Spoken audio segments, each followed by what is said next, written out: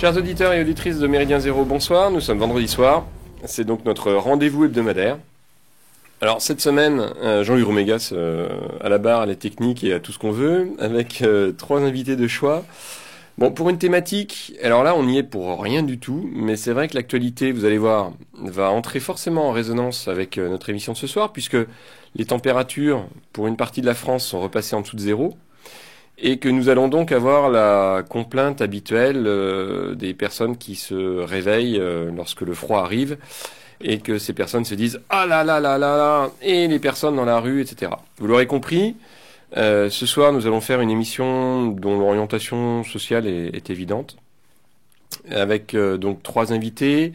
L'un qui connaît très très bien son sujet puisque, hélas, pour lui, il l'a vécu, il l'a connu et continue de côtoyer cette réalité en étant sorti de cette situation, heureusement. Je veux parler de Claude Huet. Bonjour à tous. Donc Claude qui va se présenter ensuite et qui va nous donner quelques éléments de sa biographie, mais dont on peut dire qu'il fut SDF par un passé pas forcément très très très lointain. À ma gauche, Thibaut Philippe. Bonsoir. Qui viendra exposer un petit peu la dynamique de collectif d'intervention par rapport justement au SDF dans lequel il est engagé avec le soutien et le parrainage de Claude. Et à ma droite, Roger. Bonsoir à tous. Roger tout court, hein. Monsieur tout court. Monsieur tout court, qui là aussi viendra nous exposera un certain nombre d'éléments par rapport à Solidarité Populaire. Alors, bon, cette thématique, c'est vrai que nous n'avons pas eu l'occasion souvent de l'évoquer sur Méridien Zéro. Comme nous allons le voir avec Claude, c'est difficile d'en parler, et ça, il insiste dans le livre qu'il vient d'éditer aux éditions du Rubicon. Donc, livre qui s'appelle État des lieux, hein, la vérité sur le monde de la rue. C'est difficile d'évoquer le monde dès son domicile fixe lorsqu'on n'a pas connu cette réalité, parce qu'en fin de compte, ça échappe quand même à une bonne partie de notre compréhension lorsque nous avons un toit, une adresse fixe et un endroit finalement sur lequel s'ancrer tous les soirs, tous les matins, et qui constitue notre environnement. Alors Claude, ce qui serait bien, c'est que vous présentiez rapidement pour nos auditeurs et nos auditrices donc quelques éléments de votre biographie. Écoutez, c'est très simple. Chef d'entreprise jusqu'à 50 ans, faillite brutale, la rue pendant pratiquement 10 ans, et puis je connais l'enfer sur terre, parce qu'on ne peut pas appeler ça autrement, et puis je me mets petit à petit à avoir l'idée de devenir écrivain, et je vais écrire un premier livre qui sera entièrement écrit dans les cages d'escalier où j'essayais de dormir le soir, et qui sortira en 2010, et puis un deuxième en 2013, qui est la deuxième partie de mon histoire. Et aujourd'hui, j'ai 65 ans, je suis retraité, et j'ai réalisé le rêve que je souhaitais mettre en place, c'est-à-dire d'écrire un livre pour les sans-abri. C'est une promesse que j'ai faite à mes anciens compagnons quand on couchait dehors ensemble, et je leur ai dit un jour, vous aurez un porte-parole, vous aurez quelqu'un qui s'occupera de vous, et ce livre a été écrit dans ce but, c'est d'informer et d'éviter tous les préjugés, toutes les certitudes que beaucoup de gens ont, comme par exemple de dire qu'un SDF est fainéant, qu'il est là parce qu'il veut bien, et que si on lui donne du boulot, il n'en veut pas, ou qu'il boive, ou qu'il se complaise dans leur misère. J'ai voulu dire la vérité sur ce monde effrayant. Alors, c'est pas un scoop pour le coup, et c'est vrai que de fait, c'est quand même quelque chose qui est souvent mis en valeur dans les quelques émissions qui peuvent être consacrées au monde de la rue. Et c'est vrai que le décrochage se fait. On est quand même dans une société dans laquelle le décrochage peut se faire à une vitesse incroyable. D'autant plus que tout est fait pour ça. Aujourd'hui, on vit dans un monde financier qui ne fait aucun cadeau. Et si on n'a pas les moyens de suivre, on se retrouve dans la rue. Et je vais vous dire une chose qui va peut-être attrister un peu plus les gens ou leur faire prendre conscience, mais on a de plus en plus de personnes âgées, retraitées, qui se retrouvent SDF. Et ça, c'est choquant. Et ils ont créé une Europe entièrement financière qui ne tient pas compte de l'aspect humain. Si on étudie un petit peu le problème de plus près, on s'aperçoit que depuis quelques années, le nombre de SDF ne cesse d'augmenter à une vitesse extravagante. Et aujourd'hui, on a un nouveau phénomène avec des migrants qui sont passés de migrants à réfugiés. Ils ont une cote d'amour terrible, mais qui n'arrange pas les SDF de notre pays, à qui on n'a jamais prêté attention. Alors, vous est-ce que, par rapport à votre décrochage, à quel moment est-ce que vous en avez pris conscience? Très, très très rapidement, vous avez dit, oh là, ça tourne mal. Je m'en suis rendu compte une fois que j'étais dans la rue, le premier jour où j'y étais. Parce que moi, ça s'est passé en 48 heures. Je passe du statut de petit chef d'entreprise. Alors, j'étais pas un gros entrepreneur. Mais enfin, j'avais ma voiture, je payais mes ouvriers, j'allais au restaurant le midi, je rentrais chez moi et je me suis aperçu 48 heures plus tard quand je me suis retrouvé sur le trottoir. Donc, faut savoir que la plupart du temps, si on pouvait prévoir, on ne deviendrait jamais SDF. Et les raisons sont extrêmement multiples. Moi, tous les amis que j'ai connus SDF, ils avaient tous une raison différente de la mienne. Chaque cas est complètement différent, mais on m'a posé quelquefois la question, est-ce qu'on est prédestiné à devenir un jour SDF? C'est oui et non en même temps. Si on analyse bien, comme moi je l'ai fait, à travers l'écriture toute ma vie, moi j'avais une prédestination, parce que ce n'était pas la première fois. J'avais déjà été SDF pendant 2 ans, suite à une séparation, à l'âge de 40 ans, j'étais retourné chez ma mère.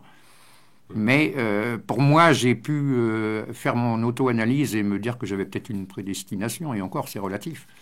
Mais ça peut arriver à n'importe qui, n'importe quand, à n'importe quel moment.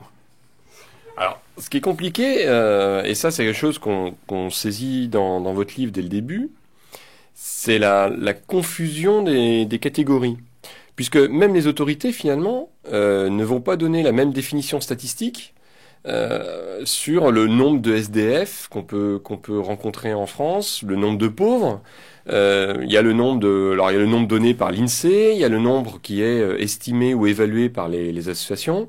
Donc si je reprends par exemple au niveau de l'INSEE, on est à 112 000 SDF, donc en 2012, sur les statistiques de 2012. 112 000 SDF, donc quand même 30 000 enfants. Donc on peut supposer des enfants qui ont moins de 15 ans. Alors que les associations, elles, estiment en gros le nombre de personnes, soit SDF, soit mal logées, à peu près à 3,5 millions de personnes. Et puis si on élargit à tous les précaires, on est à 10 millions. Comment expliquer un tel delta, une telle variation dans l'approche de qui sont les SDF et qui sont les pauvres d'une façon générale? Il faut déjà différencier 2 catégories. Ceux qui sont sans aucune ressource, ni toit sur la tête, qui n'ont rien. Ceux-là, ce sont des vrais sans-abri, par définition. Vous pouvez rajouter à ça une certaine quantité qui reste à définir, mais quand même assez importante, des gens qui couchent sous des tentes, dans des repères qu'on voit à tous les endroits, sur les trottoirs et sous les ponts. Vous avez les gens qui sont dans des logements insalubres, qui sont très très mal logés ou surexploités, qu'on met dans des caves à 10 ou 15 ou 20 personnes en leur faisant payer un loyer exorbitant. Et puis, vous avez aussi des gens qu'on peut appeler les mal logés, proprement dites, avec des appartements trop petits ou plus ou moins insalubres, sans compter tout ce qui peut tourner autour. Donc, définir exactement, il n'y a qu'une solution pour y arriver à le faire. Il faudrait que chaque commune de France envoie des employés municipaux faire un recensement sur leur commune pour savoir le nombre exact des gens de chacune des catégories. Voilà, ça serait déjà la première chose à faire. Maintenant, je pense pas que les différents gouvernements depuis une trentaine d'années soient vraiment intéressés à la question. Ils se contentent de l'assistanat et de l'hébergement d'urgence en se disant, voilà, il y a les restos du cœur et puis nous, de toute façon, tout va bien. Donc là, il y a vraiment un travail de fond à faire. Maintenant, il faut savoir que si ça continue comme ça sera de pire en pire. Et moi, ce qui m'inquiète le plus, c'est que chaque année, on dépasse les 500 morts dans la rue. Ouais, 500 morts qui sont au niveau médiatique quand même, qui passent très très largement inaperçus, parce que là, dans l'introduction, je parlais de la vague de froid. Si hélas 2 ou 3 personnes meurent à ce moment-là, là on va en entendre parler. Pour le reste, la plupart des décès généralement sont totalement escamotés. Enfin, ça n'intéresse quand même pas grand monde. Oui, j'ai été appelé à la télévision en fin d'année 2014 parce qu'il y a eu 6 décès subits en 24 heures. C'est vrai que je me suis montré très compatissant, j'étais gentil. Si ça doit se reproduire, ce sera plus la même musique parce que rien n'a été fait. Moi, je voudrais faire la comparaison avec quelque chose que quand même qui me choque un peu. On a une grande partie des gens de notre pays qui se sont mis à pleurer devant une image de bébé mort sur une plage. Si cette image est réelle, je devrais vous dire que c'est extrêmement grave et désolant et triste. Mais à supposer que ce soit un montage, ça serait bien plus grave, parce que offrir à des populations étrangères ce qu'on a toujours refusé de donner aux nôtres, moi je trouve ça scandaleux. Et puis on ne va pas filmer un SDF qui est mort sur le trottoir. Parce qu'on aurait pu faire, rien qu'en 2015, plus de 400 reportages de SDF qui meurent dans la rue. Alors, donc au niveau de l'égalité des chances, c'est pas très sérieux. Donc là, il y a vraiment quelque chose à faire. Il faut déjà que les citoyens de notre pays prennent conscience de la gravité du problème. Et j'écris un livre pour ça. Si je me bats, c'est pour qu'on respecte le droit à l'existence. C'est admissible qu'il y ait des gens de notre pays qui vivent dans des conditions aussi épouvantables. Oui, surtout par rapport en plus au pays qu'on est, si vous voulez, à la fois en termes de richesse nationale, etc. Roger ? Oui, moi je voulais rebondir sur ta notion, sur ce que tu disais, sur les effets de manche qu'on peut entendre ou voir au moment toujours de l'hiver sur cette vague de froid qui pousse les gens dans la rue. Bon, c'est vrai qu'on entend toujours parler des SDF à ce moment-là, mais il faut pas oublier que les SDF vivent constamment dans l'insécurité, que ce soit en été, en hiver, en printemps, en automne. L'insécurité d'un SDF ne vient pas forcément que de la température, mais vient aussi de la rue. La rue, c'est l'insécurité. Ça, on s'en rend compte en faisant des maraudes, en ouvrant un peu les yeux. La rue, c'est l'insécurité. Moi, je me souviens avoir entendu un certain nombre de fois des témoignages de SDF qui passaient leur nuit camouflés devant des commissariats pour éviter de se faire maltraiter, dépouiller par des bandes de crétins ou tout simplement malmenés par d'autres gens dans la rue ou par des groupes un peu dangereux. Donc la rue, c'est une insécurité constante. Passer une nuit dans la rue, ne serait-ce que 24 heures dans la rue, 24 heures complètes, c'est très difficile. Imaginez une année entière, on en reparlera tout à l'heure, mais je pense que de ça découlent beaucoup de problèmes aussi psychologiques, physiques des SDF. L'insécurité est vraiment une grande source de mal-être pour les SDF. Alors, ce qui est intéressant dans votre livre, Claude, c'est la façon dont vous insistez sur les paliers, sur les niveaux en fait du fait d'être sans domicile fixe. C'est-à-dire que c'est vrai que si on prend les représentations collectives à l'échelle d'une société, je pense on pourrait s'amuser. On aurait pu s'amuser à faire un micro-trottoir entre guillemets là tout de suite avant l'émission. Je pense que très souvent, ce qui serait ressorti, le SDF pour la majeure partie de la population, c'est le clochard. Or, vous le mettez bien en valeur. Non, cette petite fraction de SDF qu'on va appeler les clochards, c'est finalement, et c'est épouvantable, des gens qui sont à la fin du processus, finalement, de décrochage. À quelques rares exceptions. Dans entre guillemets, mes amis clochards, parce que c'est des gens merveilleux, vous avez encore des clochards par vocation, comme on pourrait être bonne sœur, prêtre ou pompier. La chose a extrêmement évolué ces dernières années parce que ces fameux clochards qui étaient les chéris de nos quartiers, qui manquaient de rien finalement, puisqu'il y avait tous les habitants du quartier qui s'occupaient d'eux et ils n'ont jamais changé leur place pour rien au monde. Aujourd'hui, c'est différent puisque ces gens-là ne sont plus nombreux et de SDF, on passe à clochard. Donc, c'est le deuxième stade, le stade terminal, que je dirais. La plupart de ces gens-là ont des infections graves, des maladies graves. Ils ont perdu une partie des notions intellectuelles parce que passer des années dans la rue, ça détruit tout. Moi, personnellement, j'y ai passé plusieurs mois. J'ai eu la chance de m'accrocher à quelque chose. Mais, vous savez, ces gens-là, on devrait leur donner une médaille. pour accepter des conditions de vie que personne n'accepte. Donc c'était une raison aussi d'écrire mon livre, pour la vérité sur le monde de la rue, pour que les gens puissent, quand ils croisent un SDF, savoir faire une différence. Il y a des familles, quelqu'un qui est depuis dans la rue depuis 6 mois, on ne va pas s'occuper de lui comme quelqu'un qui a passé 10 ans.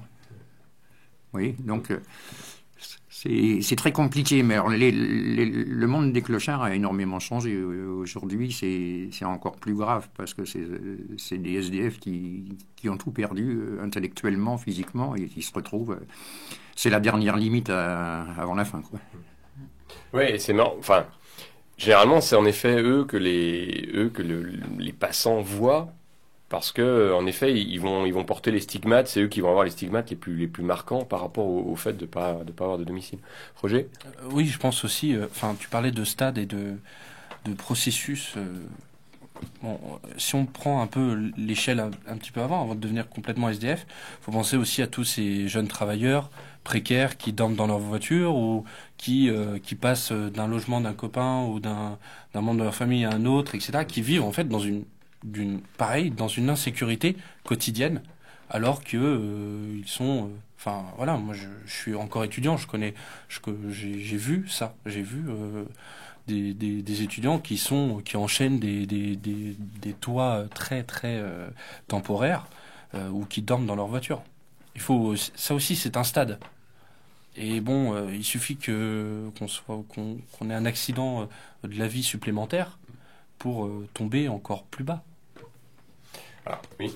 Oui, pour ajouter à ce que dit Roger, ce qui est très intéressant, parce qu'il faut quand même le préciser, c'est important. Toute personne qui n'a pas un toit sur la tête, qui n'a pas une quittance de loyer, qui n'a pas un loyer, qui n'est pas chez lui, est SDF. Un couple de jeunes mariés qui habitent chez belle-maman est SDF. Un travailleur qui gagne 1 200 € et à qui le système ne permet pas de se loger, qui couche dans sa voiture ou dans un garage. Donc ça enterne une grande globalité, et en commençant par le cas le moins sérieux jusqu'au plus grave. Mais tu as tout à fait raison de le signaler. Ouais, tout ce problème de chiffres. Enfin, l'écart entre ces 100 000 évalués par le gouvernement ou les officines confrères et les associations. Il y a un gouffre qui est monumental. Et puis, il y a tous ces gens qui n'osent pas dire aussi, qui sont SDF ou qui vivent dans une très grande précarité. Donc, c'est inchiffrable. C'est presque inchiffrable, en fait. À part un travail de terrain vraiment très long et très minutieux, c'est inchiffrable. Et puis, il y a un grand silence. Parce qu'on parle du froid et des SDF à un certain moment de l'année. Après, on s'en fiche. On élude la question. Les places en hébergement d'urgence, etc., on s'en fout. Enfin, il y a un moment, il faut prendre les problèmes sur la longue durée. Et c'est absolument ce que ne fait pas le gouvernement. Oui. Disons que sur le gouvernement, il y a aussi en effet les chiffres officiels. Il y a par exemple le collectif qui s'appelle Les Morts de la rue, qui recense chaque année le nombre justement de SDF morts dans la rue. Et c'est notamment financé par le ministère du Logement et d'autres organismes. J'avais repris les données sur leur site donc depuis 2007 jusqu'à 2016, où déjà au 11 janvier, il y avait 11 SDF déclarés morts. Et on arrivait à un total de 3671 SDF morts. Donc depuis 2007, mais le collectif précisait que les chiffres seraient en réalité multipliés par 6 ou 7. Donc on se trouve entre 22 000 et 25 700 SDF morts. Voilà. Bah, rien que 3000, 3700, en équivalent historique, si vous voulez, pour fixer un petit peu, c'est finalement le nombre de victimes de la guerre civile en Irlande, quoi, sur les 10 ans, les 15 ans qu'a duré le conflit en Irlande du Nord. Donc on est sur un niveau de conflit, de guerre de basse intensité, sauf que là, en l'occurrence, c'est une guerre sociale. Oui, exactement. Et sur d'autres soucis de chiffres, il y a des rapports qui avaient calculé que en 10 ans, le nombre de SDF a augmenté de 50% en France et de 84% à Paris. Donc ensuite, à définir, comme disait Roger, le terme SDF, ça peut prendre aussi des gens qui sont précaires dans des situations un peu alambiquées. 31 000 enfants qui sont SDF. Et en même temps, le nombre de logements vides en France a progressé de 40% en 10 ans et atteint aujourd'hui 2,6 millions de logements vides. Voilà. Oui, dont une partie a fait l'actualité récente avec toute l'actualité autour de Airbnb. Donc cette spéculation immobilière et de location, hein, qui fait qu'en effet vous avez des quartiers entiers du centre de Paris en particulier qui sont totalement dépeuplés et qui profitent évidemment à un certain nombre d'individus. Mais le logement en somme n'est plus un droit mais une valeur boursière, quoi. Oui, oui, ça fait déjà en fait, surtout à Paris. Il y a eu d'autres émissions ici à MZ où on parlait de l'urbanisme, etc. On se rend bien compte que Paris et les grands centres urbains, en fait, sont en voie de boboisation complète et que ça a pour effet d'augmenter le nombre de SDF. Oui. Et pourtant, faut savoir que la France a déjà été condamnée très régulièrement. Il y a Libération, qui le 12 janvier avait publié un article et qui montrait que depuis la mise en œuvre du droit au logement opposable en 2008, l'État avait quand même été condamné 25 000 fois pour ne pas avoir respecté, je cite, pour ne pas avoir relogé des personnes reconnues au titre du DALO, donc le droit au logement opposable, dans les délais fixés par la loi. Voilà. Est-ce que vous pouvez revenir pour les uns ou les autres sur la loi DALO? En gros, juste un petit résumé de la loi, en fait. Normalement, qu'est-ce qu'elle induit? Moi je l'ai consulté, c'est une loi éphémère, une loi pour dire qu'ils ont fait quelque chose.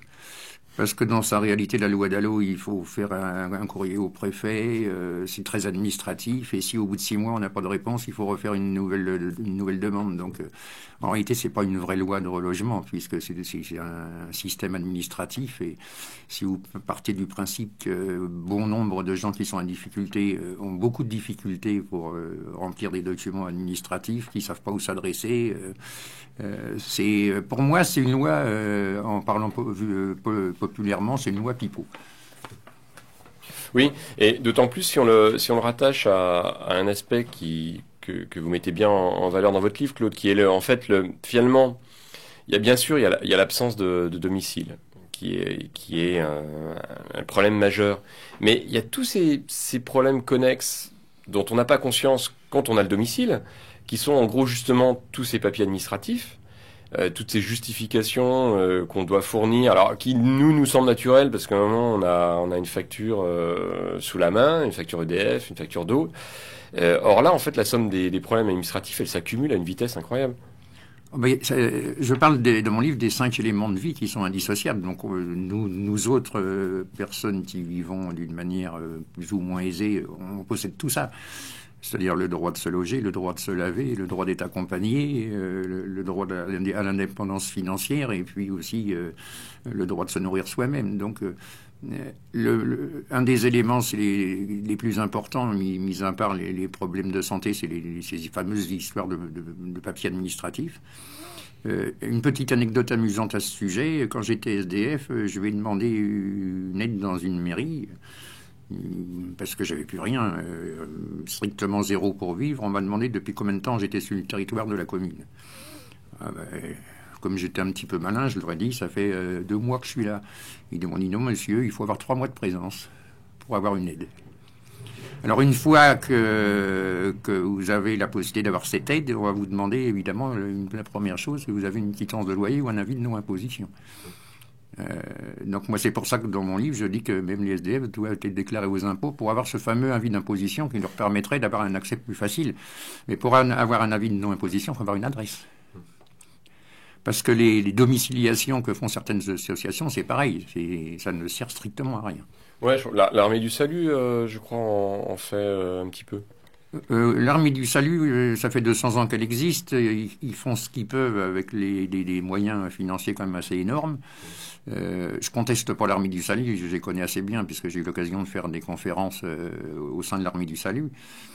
Mais bon, c'est déjà un minimum que moi je ne suis pas d'accord avec l'hébergement d'urgence ou l'hébergement provisoire. Mais heureusement qu'ils sont là quand même pour soulager un petit peu. Mais encore une fois, c'est pas ce qu'il faut faire.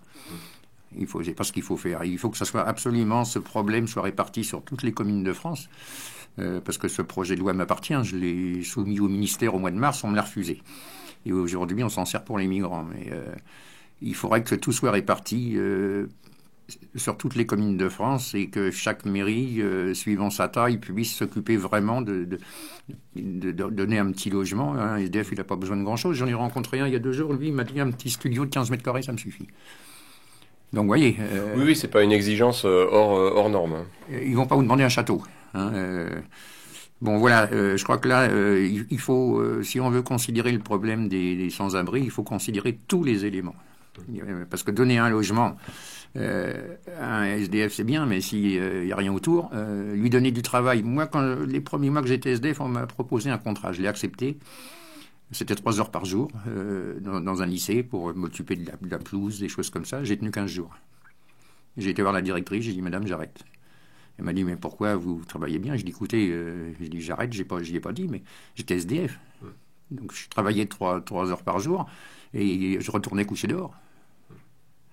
J'aurais pu avoir un petit logement, mais il fallait que mon contrat dépasse les 8 mois. Je ne pouvais pas tenir 8 mois à coucher dehors. Quand on travaille, on se fatigue. Donc on voit bien que tout est lié. Et là, encore une fois, au niveau de l'État, c'est le cadet de leurs soucis. On voit bien que si la situation s'aggrave comme ça, c'est que rien n'a été fait depuis le départ. Oui. Là, on touche vraiment du doigt cette frontière entre le travailleur pauvre mais qui a un emploi, et puis celui qui n'a rien du tout. Mais finalement, le basculement et la frontière est très, très ténue. Parce qu'en effet, le passage de l'un à l'autre est très facile.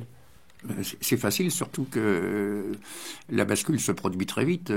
Il suffit d'avoir un pépin, ne serait-ce simplement financier, un contrat de durée temporaire qui s'arrête, et puis non, mais ça va très très vite. Un divorce ou ce genre de situation aussi, hein, ça va très très vite. Quelqu'un qui est dans l'éducation nationale qui pète un plomb, une dépression, parce que c'est extrêmement difficile ces métiers-là. Il ne faut pas croire que d'être dans l'éducation nationale, c'est quelque chose. Surtout aujourd'hui, c'est quelque chose de simple. Souviens-toi le nombre de personnes qu'on a vues dans nos maraudes et qui avaient enchaîné divorce, perdu de travail suite à un accident, ou même des petites choses temporaires. Les accidents de la vie aujourd'hui on vit dans un monde très précaire où nos situations sont très précaires et on peut très vite basculer. Il suffit d'un petit événement dramatique, mais un divorce, la perte ou l'utilisation d'une partie de son corps, ou même moi j'ai rencontré quelqu'un qui avait perdu son travail à cause il était boulanger et pâtissier, il a perdu son travail à cause d'une allergie à la farine et ce genre de produits. Moi, il a été obligé de s'arrêter de travailler, il a fallu qu'il refasse une formation, machin, etc. C'est très difficile. Heureusement qu'il avait eu un peu assez de force, un peu de courage et du soutien autour de lui pour continuer à se motiver et trouver une solution, parce que on peut très vite être abandonné par les siens. Tout le monde, beaucoup de gens ont des crédits. La rue, on y descend très très vite.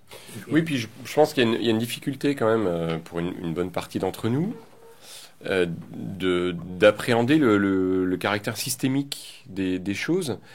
Alors aussi bien à un niveau très élevé, qui est par exemple tout le système financier, qui fait que il suffit de pas grand-chose pour plomber le système, le faire dégringoler. Et on l'a bien vu en 2008, et ça nous pend au bout du nez là alors peut-être cette année ou l'année prochaine, ou en tout cas les 2-3 ans, mais la plupart quand même des gens un peu sérieux s'accordent à dire que ça va pas forcément durer longtemps. Enfin, on n'est pas reparti sur une période de stabilité incroyable. Pas la bonne voie, non. Non, pas du tout. Et ce côté systémique, on l'a aussi dans nos vies individuelles, parce qu'en effet, il suffit d'un moment quelque chose qui coince et ça grippe toute la belle mécanique qu'on a montée les uns et les autres et qui fait notre vie quotidienne. On cherche, excuse-moi Claude. Vas-y. Il suffit moi je suis encore un peu étudiant et je me rends compte que même aujourd'hui un étudiant à Paris, pour trouver un logement, il doit être capable, lui ou ses garants, de pouvoir avancer 3 fois, justifier 3 fois le montant du loyer. Donc je sais pas, un loyer ne serait-ce qu'une petite chambre, c'est un minimum de 500 € aujourd'hui à Paris. Ça fait 1500 €. Enfin voilà, il suffit un des parents ne touche que 1200 €, ou voilà. Enfin c'est le cas de beaucoup de gens et c'est foutu. Je veux dire c'est pas possible. Sinon, on n'a plus vraiment le statut étudiant. Je suis passé par là pendant plusieurs années. J'avais le statut de salarié qui poursuit des études, en fait. Je bossais dans la sécu de nuit, je bossais 180 heures par mois de nuit. À un moment, je cumulais un temps plein plus un temps partiel, donc j'étais à 200 heures par mois. Et en même temps, je faisais mes études de master à côté. Et t'as pas eu plus de facilité pour trouver aucune.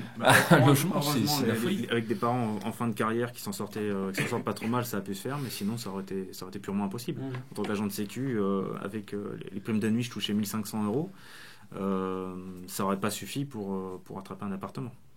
Surtout au vu des demandes qu'il y a, et puis on peut pas dire qu'on soit facilité dans les démarches. Non, c'est la folie. Mais et puis même, je veux dire, voilà, les propriétaires aussi voient, enfin, le nombre de gens qui payent des loyers en retard parce que leur entreprise tarde à les payer, parce que il y a des imprévus, etc. Enfin, il suffit d'un mois un mois de difficulté, un mois un loyer qui est pas payé, un salaire qui est pas versé, et boum, hein, ça y est.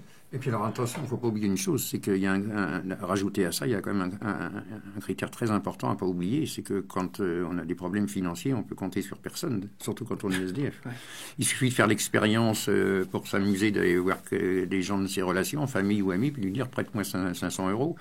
Et on va vite comprendre la difficulté que notre société a vis-à-vis de l'argent, justifié ou non. Mais quand on se retrouve dans cette situation qu'on a personne à y parler, parce que n'oubliez pas, quand on tombe SDF, la première chose qu'on perd, c'est sa famille. Donc personne n'a qui s'adresser, aucun moyen financier, il reste quoi? Il reste la rue. Donc là c'est pareil, ça c'est relié au reste, et il y a un énorme travail à faire au niveau de l'État pour prendre en charge un petit peu les enfants de son pays qui sont quand même mal en point. Quand même. Bah, ça, de ce point de vue-là, on peut voir quand même, c'est finalement le résultat de 200 ans d'ancrage quand même dans le libéralisme, sauvage ou pas, mais dans cette idée que vraiment, l'argent se mérite en gros, et que si la personne n'est pas en capacité de travailler, finalement, elle ne mérite pas une aide, quelle qu'elle soit. Alors, il y a sans doute eu un moment qui a été raté de ce point de vue-là. Hein. Ça a été après la Seconde Guerre mondiale, au moment où s'est mis en place le modèle français, on va dire, d'État-providence et autres, avec ses lacunes, hein, avec ses difficultés. Mais de fait, là, depuis les années 80, on voit bien que le balancier est reparti dans l'autre sens et qu'on a quand même une vision et un climat général qui est mort aux pauvres, d'une façon générale. Donc, bon. C'est complètement inhumain et c'est moi, j'ai une phrase symbole qui dit qu'un pays qui laisse mourir ses enfants dans la rue n'est pas un grand pays. La France pourra peut-être devenir un grand pays le jour où elle prendra conscience que les pauvres ont droit à l'existence autant que les riches. Moi, les riches, je les incrimine pas parce que parmi les riches, il y a des gens formidables. Hein, donc, c'est pas ça que je veux dire. Il y a toujours eu des pauvres, il y a toujours eu des riches, mais aujourd'hui, avec la politique financière qui est menée, le fossé, il se creuse, et le fossé, il est impitoyable, il est sans pitié. Et ça, c'est carrément inhumain de laisser mourir des gens dans la rue. Je le dis pas pour moi, je m'en suis sorti, mais je le dis pour tous ceux qui sont encore. Et quand on leur pose la question, s'ils ont encore un petit espoir, on s'aperçoit que l'espoir, il se fout à la vitesse grand V quand même. Bah, oui, mais on peut le rattacher en un sens. Alors après, c'est des parallèles peut-être audacieux, mais moi, ça me fait penser vous savez, à cette phrase de Raymond Cartier. Donc, ce journaliste de Paris Match qui, dans les années 50, a été un partisan très fort, on va dire, de la décolonisation, mais sur un argument qui était simple, qui était la Corrèze plutôt que le Zambèze. Non pas qu'il ait eu un quelconque mépris pour cette région d'Afrique. Et à un moment, il disait, voilà, il y a un sentiment d'appartenance nationale, et la solidarité nationale, elle doit jouer. Or, elle ne peut pas jouer par rapport à tous ces peuples chez qui on a débarqué d'ailleurs sans leur demander leur avis, et qui montrent globalement des envies de constituer eux aussi une nation. Très bien. Eh bien, partons sur le processus de décolonisation pour au contraire renforcer la solidarité nationale et la cohésion de notre nation. Et ça, c'était les années 50, et clairement, oui, depuis une vingtaine d'années, on est sur un processus totalement inverse, qui est de détricotage de la nation et de sa solidarité, et des solidarités qu'on serait en droit d'attendre à ce niveau-là, quoi. C'est la perte des valeurs, les réflexes solidaires, les réflexes enfin voilà, les quartiers. Je sais que de nombreuses communautés de croyants ou les églises, ce genre de choses, c'était des points de solidarité aussi. Les familles s'y retrouvent, les SDF passent une nuit au chaud, reçoivent des vêtements, etc. Le tissu social se désagrège depuis un certain nombre d'années. Et toutes les initiatives populaires locales en souffrent.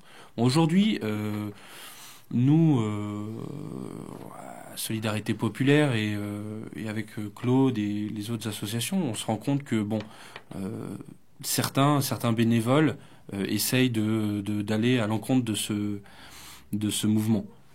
Essayent de développer un peu plus de solidarité à travers des petites initiatives, etc. Mais globalement, c'est très difficile. C'est très difficile parce qu'on vit dans un monde de plus en plus individualiste où on est noyé, notre message de solidarité, notre appel vers le social, etc., est noyé dans une masse d'informations, de fausses informations, dans le quotidien des gens. Et voilà, parce que quand on détruit des valeurs pour les reconstruire, après, c'est quand même beaucoup plus compliqué. Pour le coup, l'image du pauvre, entre guillemets, a changé aussi. Hein. C'est vrai que, là, Roger, tu parlais des églises. Il y a eu une époque, jusqu'à pas très très lointaine quand même, hein, on peut dire une bonne centaine d'années, où à une époque où il y avait quand même une imprégnation, et j'en parle d'autant mieux que je suis pas un croyant catholique, donc ça me pose aucun problème, mais en gros le pauvre avait quand même une figure très largement christique et en fait portée très largement par l'Église catholique, qui faisait que évidemment la charité n'est jamais une solution en soi. Mais enfin, elle aide quand même une partie des gens à vivre. C'est ce que disait Claude, c'est soulager la charité n'était pas la même. Les pauvres n'étaient pas les mêmes. Les pauvres n'étaient pas les mêmes. Moi, j'aime bien dire aussi que jusqu'à une certaine époque, entre SDF, on était entre SDF de français. Aujourd'hui, il faut presque, quand on va dans la rue, on le voit très bien quand on va faire les maraudes, il faut presque à tous les coups demander au gars qui est sur le trottoir, est-ce que tu parles français ? C'est ce qu'on fait durant les... C'est grave, vidéos, parce que ce qui a largement... Il faut aussi parler d'autres phénomènes aggravants. La libre circulation, l'ouverture des frontières, elle en a mis un coup dans la tête au SDF. Alors, ils en ont pris un sacré coup derrière la tête. Ça n'a rien arrangé, parce que c'est pareil, c'est une ouverture des frontières, c'est pour le pognon qu'ils ont fait ça, c'est pas pour le côté humain. Et qui sait qu'il y a encore plus morflé, comme je dis, qui a eu des conditions de vie encore plus épouvantables, c'est toujours les mêmes. Parce que même les Roumains, ils ont des droits supérieurs à travers leur politique menée. Et ça, c'est la vérité. On peut pas. C'est pas du racisme, c'est pas de la jalousie, c'est une évidence. Il faut le savoir. Donc voilà, ces dernières années, donc le phénomène d'ouverture des frontières n'a rien arrangé du tout. La situation économique des marchés publics en Europe où on achète tout ailleurs, ça n'arrange ni les petites entreprises, ni nos agriculteurs, ni nos éleveurs. Faut pas oublier non plus, parce qu'ils n'en parlent pas dans les statistiques, le nombre d'anciens artisans ou éleveurs ou cultivateurs qui se mettent une balle dans la tête. Ça, il faut quand même aussi pas oublier de parler de ça, parce que c'est plus fréquent qu'on le croit. Le suicide chez les gens qui sont désespérés, c'est quelque chose qui est assez courant quand même. Oui, surtout à la campagne, où pour le coup, c'est quand même plus difficile aussi. Dans les campagnes. Ouais, tout à fait. Enfin, c'est plus flagrant dans les campagnes. Mais ça permet de passer sur finalement les deux dangers, enfin les deux problèmes aujourd'hui qu'on peut identifier, donc justement par rapport à la solidarité avec les SDF de notre pays. Et vous le montrez bien dans votre livre, Claude. Il y a d'une part les décisions administratives, on va dire, et politiques, qui sont en fait des décisions éphémères, précaires, qui sont par exemple tout ce qui est lié au SIAO, donc on va pouvoir revenir dessus. Et puis par ailleurs, en effet, toute cette politique qui a été mise en œuvre depuis cet automne sur un accueil massif de réfugiés, où là on voit des choses qui se débloquent, mais qui de fait ne vont pas atteindre la cible qui pour nous serait prioritaire. Ça va pas les atteindre, mais enfin, moi j'ai mon avis, c'est un avis personnel. Moi je dis qu'une fois que le coup de foudre passé concernant ces migrants qu'aujourd'hui sont devenus des réfugiés, ce sont des gens qui finiront dans quelques mois par gonfler les rangs du trottoir. Je pense pas, à mon avis personnel, que cette énergie de leur venir en aide brutale, aussi brutale qu'inattendue, ça soit quelque chose qui dure dans le temps. J'ai plus l'impression que c'est un coup politique, bizarrement, à une période où il y a des élections importantes, où il faut absolument se montrer un politicien au grand cœur, mais ça nous prouve toujours le contraire, puisque on va encore écraser un peu plus tous les personnes qui vivent en dessous du seuil de pauvreté dans notre pays. Alors moi, c'est pareil, il n'est pas question de racisme ou quoi que ce soit, mais moi, je suis quelqu'un qui prône pour l'égalité des chances devant l'existence. Si on l'offre à l'un, on l'offre à l'autre. On donne un appartement à un migrant, ça me dérange pas, mais on loge une famille française en même temps, parce que ça me paraît être un minimum. Sinon, je trouve ça assez lamentable. Oui, or, bon, il y a ce communiqué de la ville de Paris que vous retranscrivez qui est retranscrit dans le livre. Les termes du communiqué sont quand même hallucinants. Alors, ils sont hallucinants à la fois par les moyens débloqués, où ça, de toute façon, on est quand même nombreux à s'en être fait la remarque au moment où c'est passé sur les différents canaux médiatiques. Ah d'accord, donc la ville de Paris est en capacité de pouvoir trouver la place pour à peu près 2600 personnes qui arrivent. D'accord, très bien. Bon, super. Mais dans le même temps, évidemment, tout ce discours très très roboratif sur oui mais attention, faut pas opposer les gens entre eux. Donc on essaie de désamorcer parce que en même temps, on sent bien qu'il y a un problème, ça pique. Donc ce problème, on essaie de le mettre sous le tapis, mais il reste là. Mais oui, c'est le petit pois sous le matelas. Bon. Donc il y a ça, et puis par ailleurs il y a quand même toujours donc cette précarité. Donc on peut revenir un petit peu sur ce que sont les SIAO, donc des services. Ce sont comment dire, c'est difficile à expliquer. Ils aiment bien employer des expressions très très scientifiques pour dire des choses. Comment on pourrait qualifier ça d'organismes de secours qui font du social, qui apportent de l'aide, enfin tout un tas de choses. Ça sent le faux, ça sent vraiment quand j'ai lu cet article, moi heureusement que j'étais assis sur une chaise, mais ça démontre bien que quand je parle d'un certain sujet, que cet article il va complètement dans mon sens finalement. Il y a un petit passage aussi qui m'a un petit peu choqué, c'est qu'à un moment ils font allusion en parlant des personnes qui s'occupent des Français qui soi-disant ont eu un coup de foudre pour les SDF de France, que ce sont des fachos. Voilà, c'est à peu près ça qu'ils disent dans l'article. Oui, ils utilisent le terme d'extrémiste. Extrémiste. Bon, c'est un petit peu plus doux quand même. Alors, moi, je voudrais préciser que s'il faut être extrémiste pour se faire des soucis pour les gens qui meurent dans la rue de mon pays, je veux bien être traité d'extrémiste. Moi, je trouve ça tout à fait logique de défendre, d'avoir un petit peu d'esprit patriotique et d'être sensible aux gens qui souffrent dans notre pays. Et je vois pas pourquoi on devrait être fasciste ou extrémiste, pardon, pour ça. Mais bon, s'il faut l'être, disons-le, mais à ce moment-là, il faut traiter l'abbé Pierre de facho. Il faut traiter Coluche de facho ou d'extrémiste. Oui, si on veut rester dans la logique. L'abbé Pierre est un extrémiste. Bah, alors, l'abbé Pierre avait la chance, entre guillemets, les triples guillemets, d'intervenir à une époque dans les années 50 où on va dire la cohésion et l'homogénéité nationale étaient encore très présentes.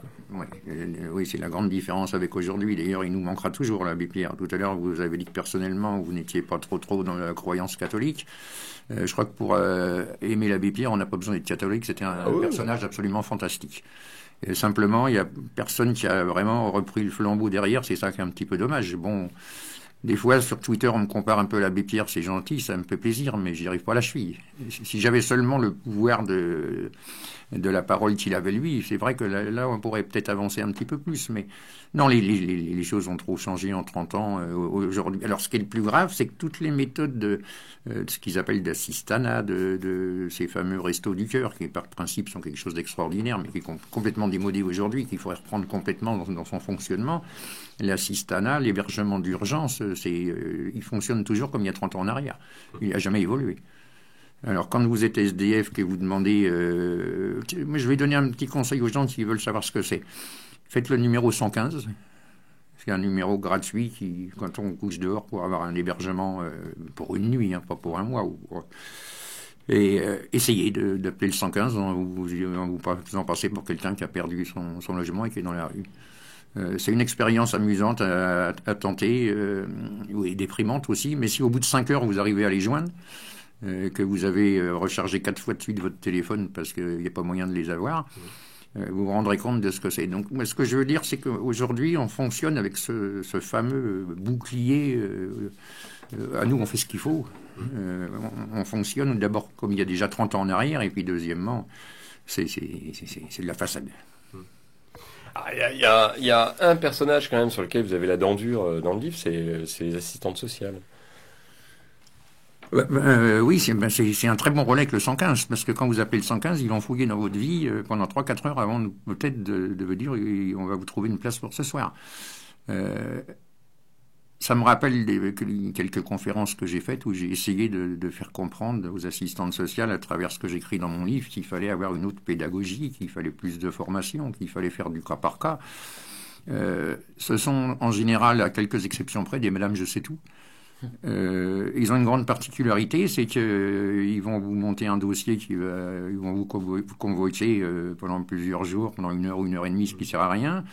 Ils vont vous monter un super dossier pour le Conseil général, par exemple, et puis vous dire au bout de 3 semaines que le dossier a été refusé.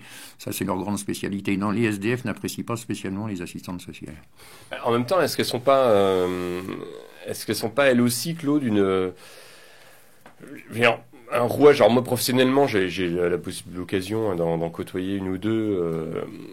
En fait, elles appliquent largement les textes officiels tels qu'ils existent, sauf que derrière, ça suit pas.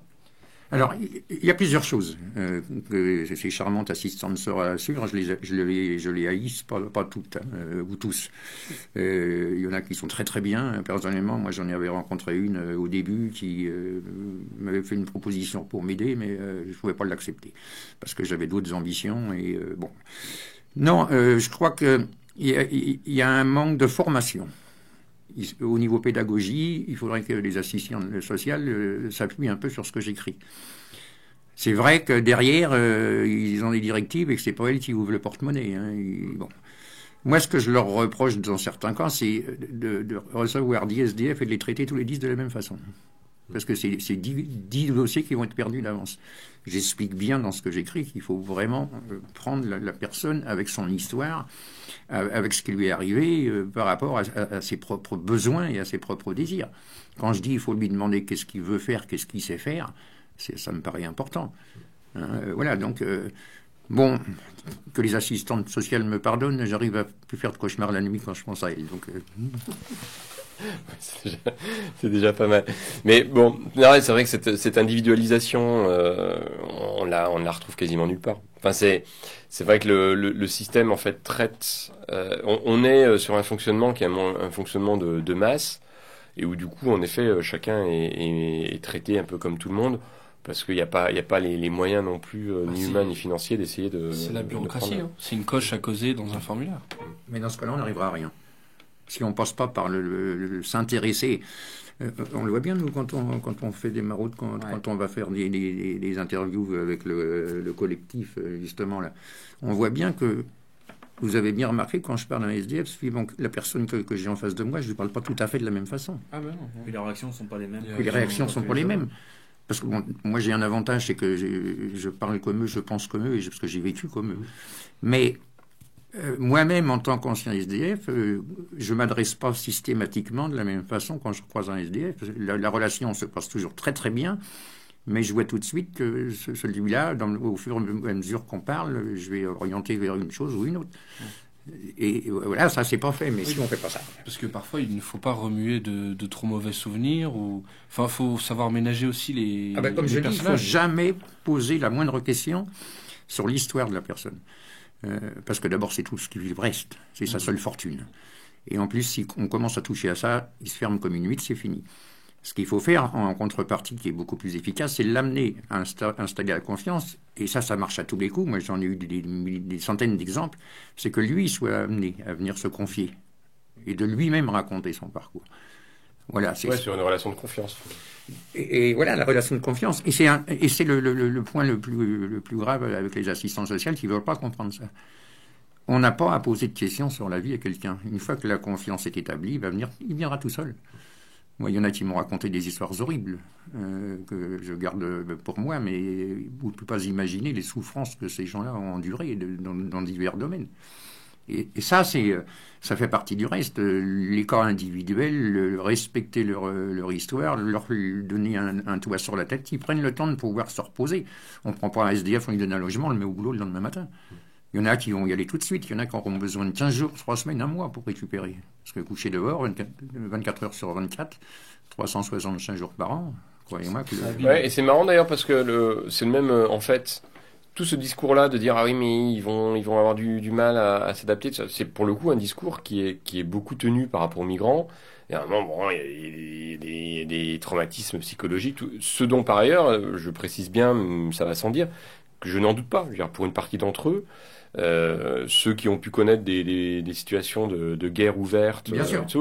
Là-dessus, c'est clair. Ce sont des êtres humains. Mais voilà. Mais à un moment, cette prise en compte-là, en effet, du temps de réadaptation et de reprise, en fait, de remise dans le bain de la société telle qu'elle fonctionne, ça, pour le coup, c'est vrai qu'on n'entend pas du tout par rapport au SDF.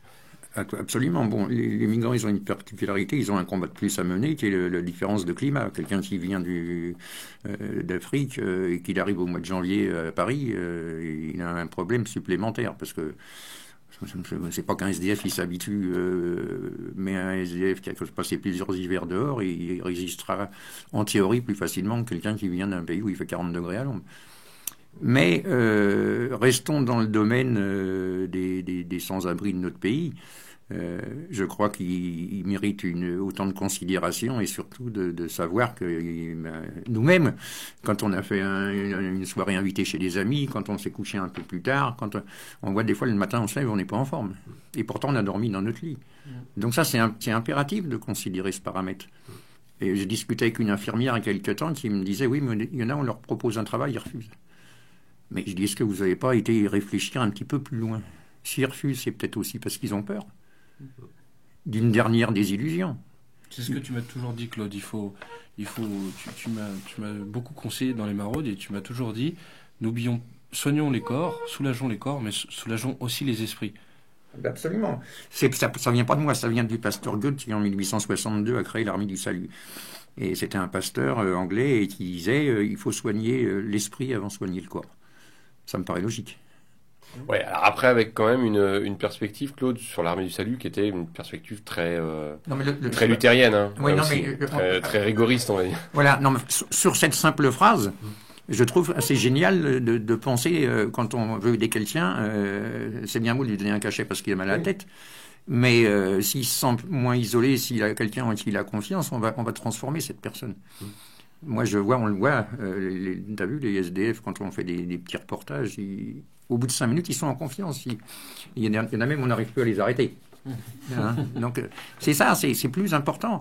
Bien sûr, les deux sont liés, mais il n'y a pas que le physique. Mettre un lit de camp dans une salle et faire dormir quelqu'un sur un lit de camp avec une couverture et puis le foutre dehors le lendemain à 6h du matin parce qu'il faut qu'il laisse la place aux autres, j'appelle pas ça du social, moi.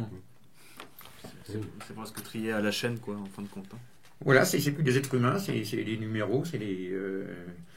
Mais c'est des effets de communication. Aujourd'hui, la politique, c'est de la communication, donc c'est bien vu, il faut avoir la réponse adaptée. Voilà, quand on met une photo avec des lits de camp dans un grand hangar, les gens disent, voilà, finalement, les SDF sont plus heureux que nous, ils ont tout ce qu'il faut. C'est qu'en fait, le SDF, si on regarde bien, est devenu un produit marketing comme un autre.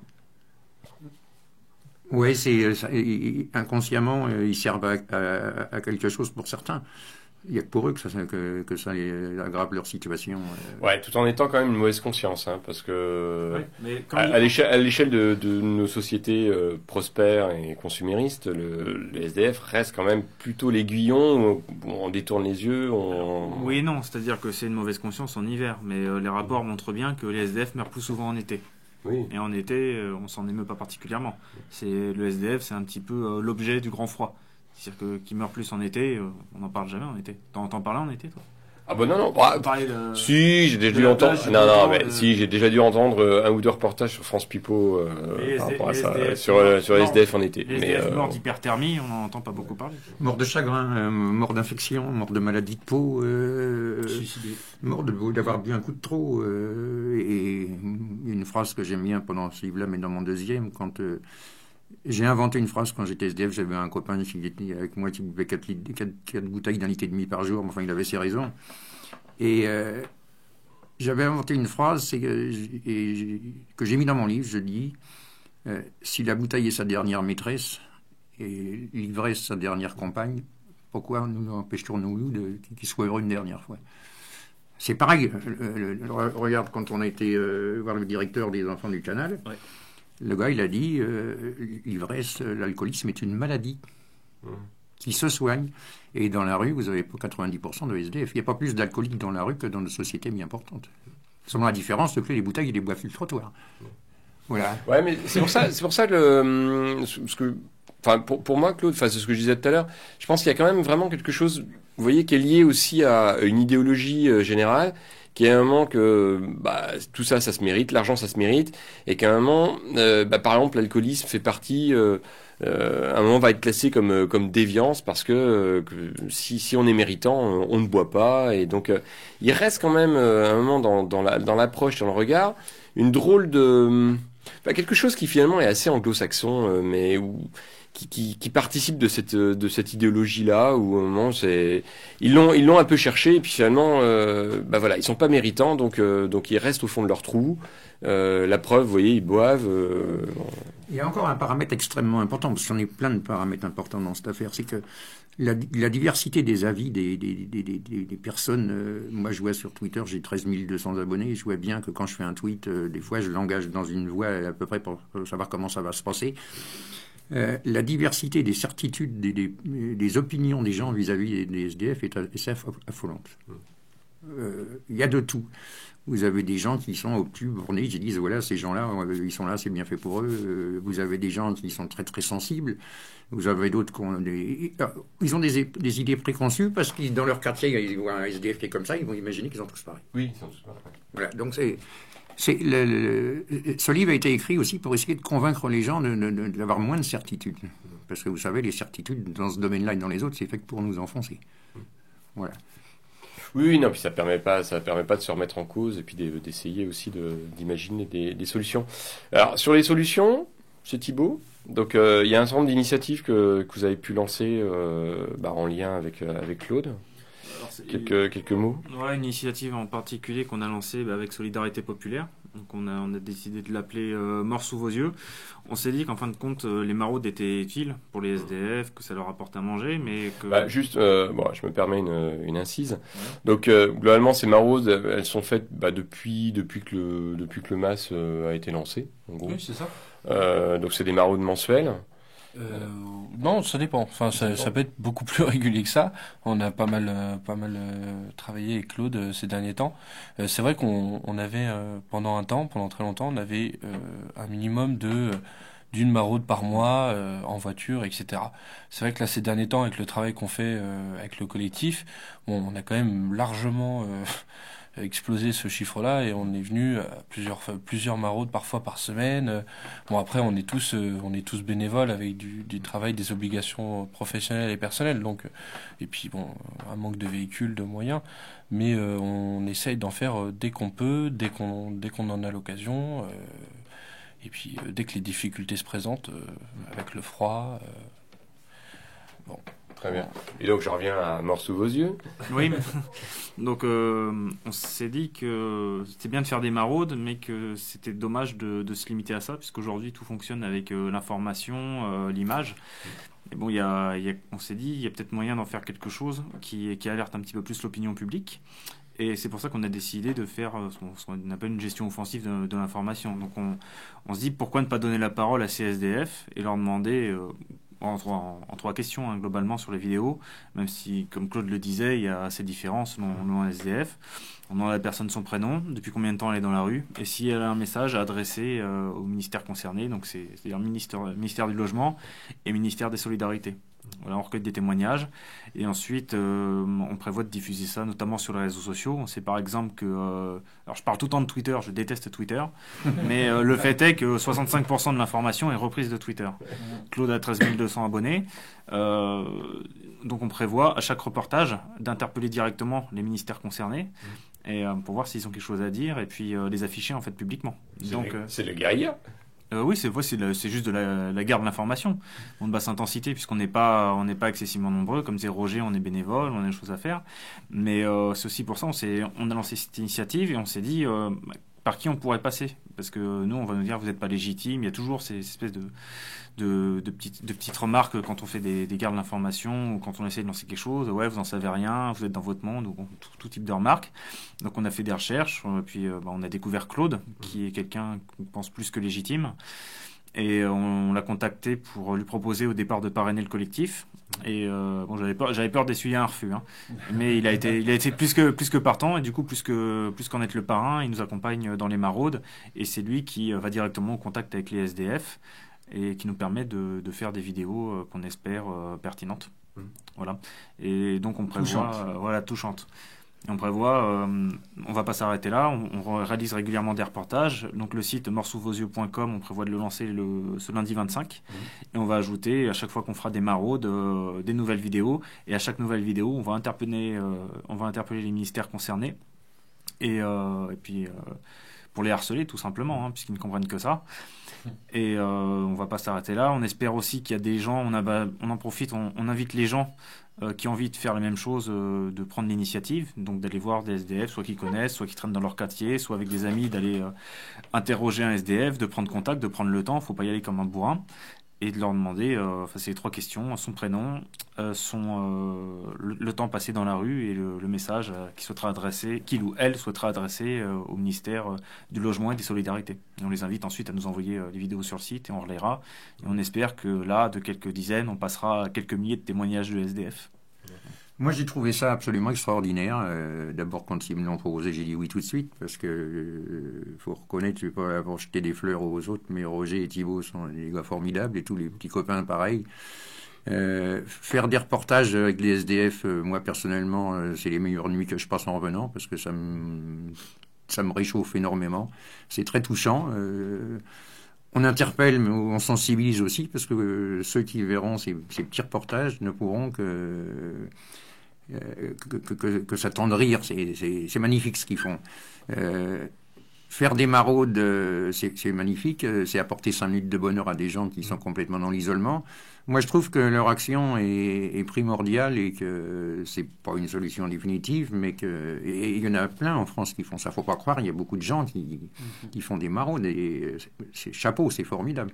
Mais le boulot qu'ils font, en plus de leur vie privée, en plus de leur travail, ça prouve que la solidarité entre êtres humains, elle est possible et que c'est aussi ça qu'on peut peut-être démontrer à travers le collectif, c'est que ces actions-là, ça ne peut être que... C'est pas des solutions définitives, on ne va pas remplacer le ministère concerné. Mais offrir 5 minutes de bonheur à quelqu'un, c'est déjà un premier pas. Ouais. L'État... Bon, l'objectif est légitime parce que on verra dans les années qui viennent, mais l'État, pour l'instant, garde quand même l'instance ou l'institution qui garde la capacité d'action la plus puissante. Donc, je pense que... Et on est en droit, à un moment, comme citoyen, comme contribuable, comme plein de choses, de ce pays, en rapport avec nos aïeux, les uns et les autres, hein, qui ont travaillé pour construire ce pays, à un moment, à réclamer quand même un certain nombre de choses à l'État, quoi. Ça me paraît plus que légitime. Thibaut? Oui, tout à fait. Mais c'est pour ça qu'on prévoit non pas de s'inscrire dans le temps court avec ce qu'on appelle les phénomènes de buzz, mais à s'inscrire dans le temps long et à faire ces vidéos sur plusieurs... Bon, c'est le début, donc c'est un peu ambitieux, mais sur plusieurs années si nécessaire, puisque ce sont, comme tu viens de dire, ce sont des droits, des choses qu'on a le droit de revendiquer et de réclamer. Et tant que ce ne sera pas acquis, en fin de compte, on les harcèlera autant qu'il faut pour jouer la mauvaise conscience à un niveau un petit peu supérieur de ce que peut faire la simple vue d'un SDF dans la rue qui est souvent ignorée. Et est-ce que vous attendez à je dirais pas une petite campagne de diabolisation, mais enfin à quelque chose à un moment sur, vous savez, cette petite musique qu'on connaît tous, celle qui est dans le communiqué de la ville de Paris, finalement. Qu'ils aillent se faire foutre, en fait, tout simplement, qu'ils aillent se faire mettre. Voilà, si la seule chose qu'ils arrivent à dire, plutôt que se dire, on va faire ça ensemble, malgré divers désaccords sur tel ou tel point, là on parle pas de ça, on parle d'héberger des gens qui sont à la rue. Donc en fait, reloger les gens qui sont à la rue, c'est-à-dire que en faisant ça, c'est comme s'il disait au SDF, désolé, on peut pas participer, on peut pas contribuer à aider parce que c'est des connards de fachos qui t'aident. Donc tu vas rester à la rue et puis on va pas apporter notre contribution pour que tu sois relogé. Parce que mieux vaut un SDF à la rue que de bosser avec des fachos. Donc si c'est ça leur raisonnement, mais qu'ils aillent se faire foutre, tout simplement. Il faut préciser une chose. Avec l'expérience que j'ai, je peux affirmer en toute facilité, en toute sincérité qu'un SDF n'est pas raciste. Quand j'étais SDF, j'avais de nombreux amis clandestins, des gens bien souvent formidables. Il n'y a pas de racisme entre SDF et entre clandestins. Si certains politiques nous traitent d'extrémistes, c'est les politiques mises en place qui tendent à installer ce genre de choses. Faut pas confondre. J'ai l'impression qu'il y a une partie du peuple en France qui est pour les migrants avec sa boîte de Kleenex, et l'autre partie qui dès qu'on parle de se protéger nos SDF, on est tout de suite mis dans une catégorie très spéciale. Moi, en tant que président d'association, j'ai qu'un dialogue. Je dis qu'un président d'association qui a une volonté de faire du vrai humain ne fait pas de politique. Alors, j'allais vous poser la question là-dessus, Claude, parce que je dois avouer que ça m'a fait sursauter, moi, cette phrase, parce que intervenir dans le champ social comme vous le faites, c'est de la politique. Alors, c'est pas de la politique politicienne, mais c'est du politique. À un moment, ça reste quand même la sphère politique. Oui, puisque j'ai quand même, j'irai jusqu'au bout pour les embêter pour que mon projet de loi passe. Dans un certain sens peut-être, mais ce que je voulais surtout préciser, c'est que j'ai besoin, pour réaliser mon action, d'un maximum d'appui de toute origine possible. Je regarde pas quand quelqu'un me fait un don pour une association ou quand il me soutient, je lui demande pas sa carte au parti politique ou sa carte d'électeur. Il se trouve que si aujourd'hui j'ai un certain nombre de personnes qui sont, des personnes qui sont rattachées plus ou moins sympathisants au Front National, je vais pas leur dire non merci parce que vous êtes un parti d'extrême droite. Pour moi, de toute façon, tout ce baratin n'a pas grande valeur. Aujourd'hui, il faut encore se poser la question dans notre pays si on fonctionne d'une manière démocratique avec la manière dont les choses se procèdent. Alors voilà, que les choses soient bien claires. Si demain j'ai un grand député, un sénateur qui soit UMP, machin, qui veut soutenir mon action, je lui dirais bienvenue. Si pour l'instant ce sont plutôt des personnes qui sont rattachées plus ou moins au FN, je ne vais pas non plus leur dire non. Parce qu'on est sur un argument précis qui est de sauver de la rue des gens qui crèvent dehors. Et toutes les bonnes volontés, quelles qu'elles soient. Moi, je crois que d'abord, si on 10 secondes parler politique, je crois que cette histoire de parti, de machin, c'est complètement usurpé et qu'un jour, ça va se casser la figure. Tout ça, ça n'a plus de sens. Il faudrait qu'on réagisse dans ça et dans bien des domaines d'une manière différente. Parce que là, on a l'impression d'être encore... dans un des derniers chapitres, je parle de la nouvelle féodalité. Moi, tout ça, ça me plaît pas beaucoup. Quand je vois que j'essaye de mener une action pour sauver des gens qui couchent dehors, qu'on me traite de ci, de ça, ça glisse, c'est vrai, mais c'est lamentable.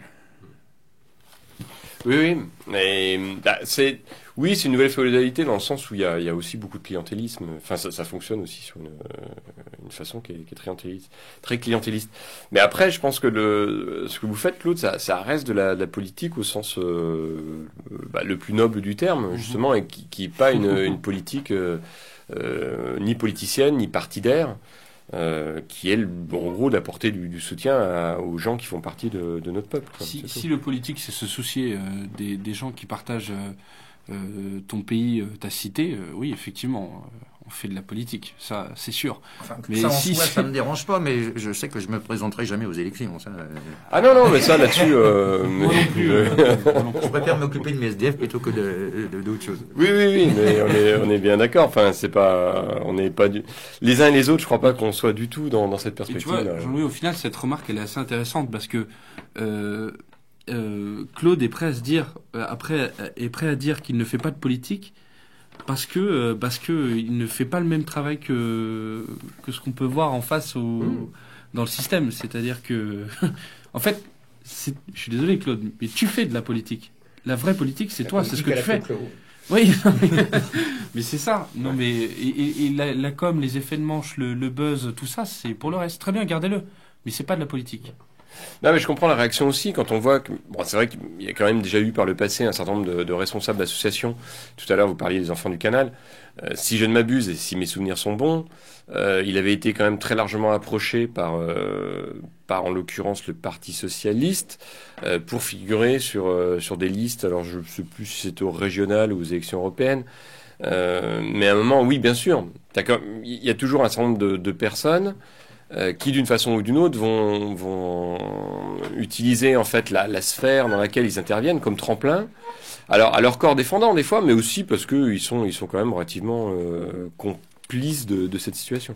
Alors je voudrais pas parler en son nom à ce charmant directeur des Enfants du Canal parce que il nous a accordé justement un entretien intéressant qui est dans notre qui va être publié. Donc, il faudra que les gens qui voient ce petit reportage, mais encore une fois, je ne veux pas couper sa parole parce qu'il témoigne là-dessus, mais c'est vrai que c'est assez édifiant. Ça, on parle peut-être pas du même. Tu parlais d'Augustin Legrand. Oui, moi je parlais d'Augustin Legrand. Même c'est Christophe Louis, le président des Enfants du Canal. C'est le directeur. Oui, directeur. Donc, en fait, voilà.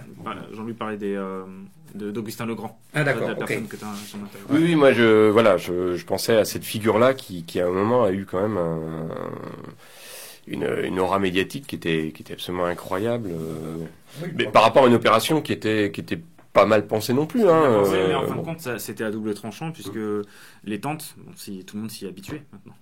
Ah bah oui, Donc, oui, tout à fait. Voilà, l'idée était bonne, mais ensuite, il a fait face à l'apathie générale où sur le moment ça buzz et puis ensuite, indépendamment de sa volonté, on s'habitue aux tentes et puis on passe à autre chose. Même problème avec les restaurants du cœur.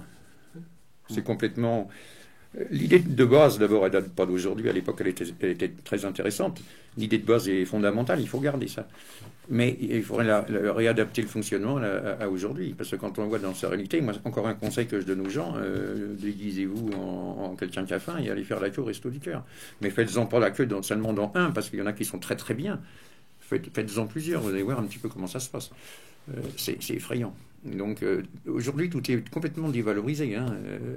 Quand je vois la pub à la télé pour les Restos du Cœur, ça me fait rigoler. C'est plus du tout ce qu'on a connu. Rien à voir. Moi, j'étais mangé quelques fois quand il y a une queue de 700 personnes. Enfin, c'est quand même... aujourd'hui, on ne peut plus trop écouter tout ce qu'ils racontent, sauf certains reportages sur certaines chaînes de télévision qui sont très objectifs. Il y en a encore quelques-uns de temps en temps. Mais sinon, c'est vraiment du n'importe quoi, dans tous les domaines. Très bien. Messieurs, un mot supplémentaire ? Non. Alors, on peut rappeler le livre sorti donc aux éditions du Rubicon. Donc les éditions du Rubicon qui sont proches de nous, on ne se cachera pas. Ce sont des amis. Donc état des lieux, la vérité sur le monde de la rue par Claude Huet. Un petit livre qui peut se commander, Thibaut. Pour l'instant sur le site des éditions du Rubicon. Voilà, tout simplement. D'accord. Parce que il y a Amazon, mais l'avantage du site du Rubicon, c'est qu'on le fait franco de port. Donc quelqu'un qui le prend sur le site évitera de se taper les frais d'expédition d'Amazon. Tout à fait. Puis, de toute façon, on mettra le lien évidemment sur le chapeau, enfin dans le bulletin qui annonce l'émission. Roger. Oui, je voulais faire une petite remarque sur le livre de Claude. Pour avoir travaillé avec lui et puis avoir lu, moi j'ai commencé ton livre, Claude. J'avais déjà fait plusieurs maraudes avant de notre côté avec Solidarité Populaire Et j'ai vu la différence avec ce qu'on faisait ensemble. Tu nous as apporté quand même pas mal de conseils. Je pense que les gens ou les responsables associatifs ou les bénévoles trouveront des très bons conseils dans ce livre, des bonnes remarques sur la façon d'appréhender le monde de la rue ou la manière de parler et d'aborder les SDF. Je pense qu'il y a des très bonnes remarques, il y a des bonnes choses pour le travail de terrain. Nous, à Solidarité Populaire, on fait ce travail de maraude. C'est vrai que parfois on a un peu l'impression que c'est un coup d'épée dans l'eau, parce qu'on apporte une aide très très ponctuelle et on se dit mais demain, qu'est-ce qui se passe ? Et tu donnes des bonnes pistes, je trouve, pour faire ces petites minutes. Tu donnes des bonnes pistes pour bien les réaliser, bien les faire. Et je pense que ça peut... Aujourd'hui, il y a quand même pas mal d'associations qui se remettent un peu en marche sur la solidarité, sur l'aide au SDF, etc., qui font des travails très, très efficaces. Je pense qu'ils y trouveront de très bonnes choses.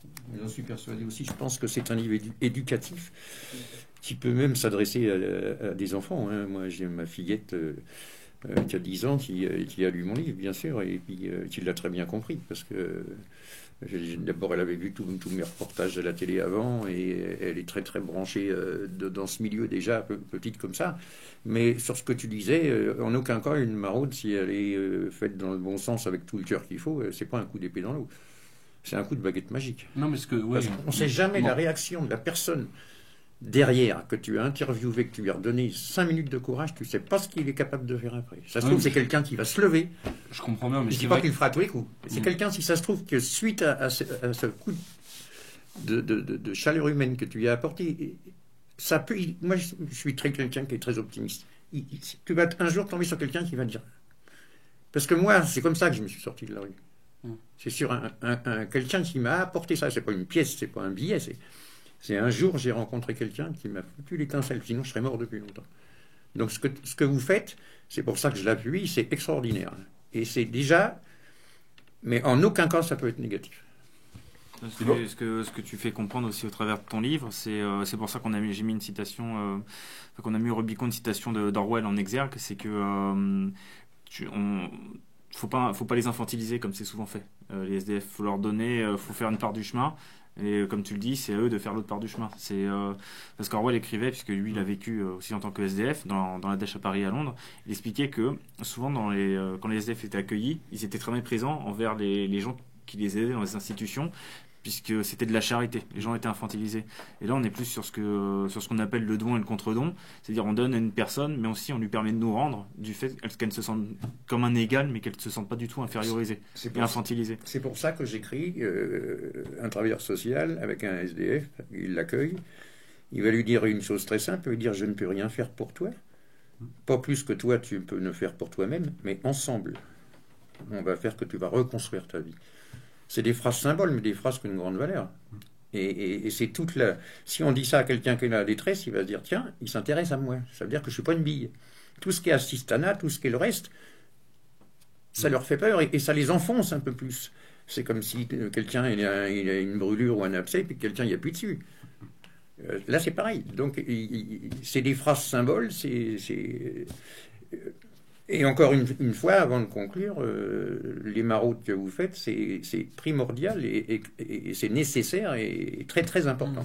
Non, mais je suis bien d'accord, mais je voulais simplement préciser que parfois on aimerait faire un peu plus et que on rentre chez nous, on rentre bien au chaud, etc. On se dit, ouais, il y a quelques minutes, j'étais avec un gars qui va passer vraiment la nuit dehors, tu vois. C'est vrai que on est un peu peiné et on aimerait faire beaucoup plus. Mais je crois malgré tout que grâce à toi, j'ai compris que ces quelques minutes-là servaient aussi. Elles sont importantes. Elles sont vraiment très, très importantes. Elles sont difficiles aussi. Tu te rappelles ce SDF qu'on avait vu, je crois que c'était près de la gare de Service, un jeune qui devait avoir la vingtaine. Ça faisait 2 ou 3 ans qu'il était dans la rue. Il avait déjà eu plusieurs relogements ou des familles d'accueil. Puis il s'était encore retrouvé à la rue. Et à cause de problèmes psychologiques, voilà, c'est ce que vous avez dit. Et en repartant, tu m'as dit, lui, il est en train de se laisser abattre. Il fait une grille chauffante. Et tu m'avais dit, d'ici quelques mois, sûrement que pour lui, c'est fini, quoi. Oui, tout. Donc c'est dur de sentir que on essaye d'aller voir quelqu'un, de l'encourager un minimum. Enfin, ce qu'on peut, nous, c'est... Voilà. Il est jeune, hein, mais lui, il était au bout. Oui, très jeune. Mais on se dit, c'est pour ça qu'on appelait ça aussi le collectif Mort sous vos yeux. On mettra le reportage. Et puis, voilà, on dira à la ministre concernée, ça se trouve, cette personne sera morte d'ici quelques mois, parce que rien n'a été fait pour elle et pour des milliers d'autres pour la reloger. Alors que le mec avait quoi, même pas 25 ans? Non, il a même pas 22 ans. La seule chose qu'il m'a dit, qui m'a beaucoup touché, il m'a dit tout ce que je demande, c'est un psychiatre. C'est pas compliqué. Hein, moi, j'ai travaillé dans les années 80, 12 ans en milieu psychiatrique, j'étais gardien. Je suis pas psychiatre, hein, mais je connais un petit peu le milieu, comment ça se passe. Il faut savoir qu'une journée d'hospitalisation, aujourd'hui, ça doit tourner aux alentours entre 250 et 300 euros par jour. Ce gamin-là, il savait qu'il avait un problème psychiatrique, il voulait qu'on le soigne. C'est tout ce qu'il demandait. Il demandait pas un logement, dans un premier temps, il demandait d'être hospitalisé, d'être suivi, qu'on comprenne sa maladie, son traumatisme, son machin.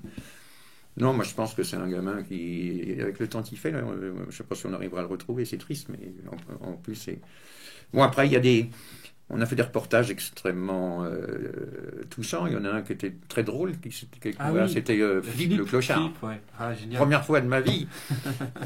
On garde un petit peu le secret pour notre reportage parce qu'il est magnifique. D'abord, il y a une bouille de bébé, là, du Guesclin, bien crado, le bon vieux Clochard avec ses dents toutes marron.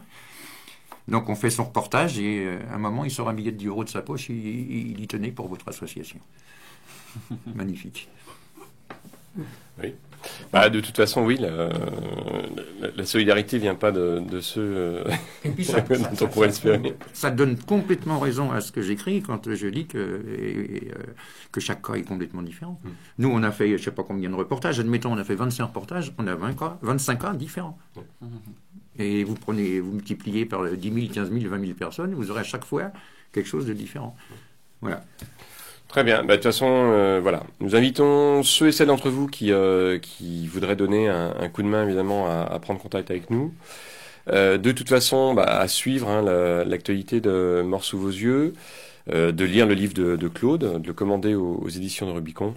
Puis déjà, si tout ça est fait, ça sera un tout petit pas dans le sens de ce qu'on veut. Voilà. Messieurs, merci. Et puis, vous revenez quand vous voulez. Voilà. Avec plaisir. Au revoir et au revoir Claude.